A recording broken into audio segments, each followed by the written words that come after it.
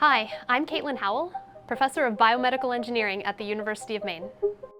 When I was in 7th grade, I knew that I wanted to do science, and I went to the University of Maine for my undergraduate, and I started in a biology program. I actually ended up getting a job in the only research lab that I could find that was accepting undergraduates at the time, and that research lab studied wood decay fungi.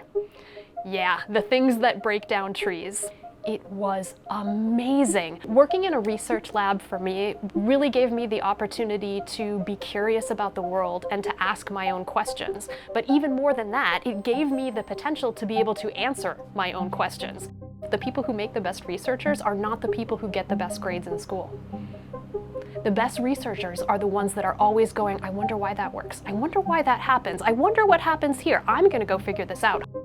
After I finished up my PhD, I applied for a postdoctorate in Harvard. I went there and I joined a group that was studying bio-inspired engineering and bio-inspired materials. So bio-inspired materials is looking at nature for how nature solves problems and then stealing those ideas and using them for human problems.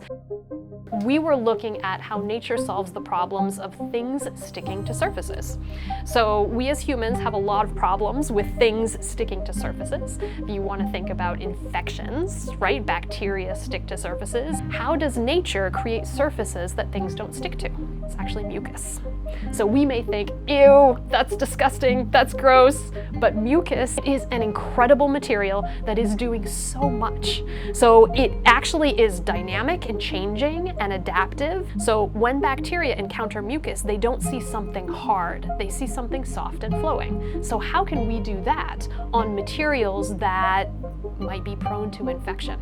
So we have actually been applying this to very commonly used medical devices and testing to see if we test this one that has our liquid surface treatment versus this one that doesn't, do we see a difference? We see drastic drops in the amount of bacteria that are sticking to the surface, that are able to grow, and that are able to spread to other parts of the body. So by creating these materials that are giving us alternative ways of dealing with bacteria, we are reducing the chances that people are going to suffer in the ways that they do with infections.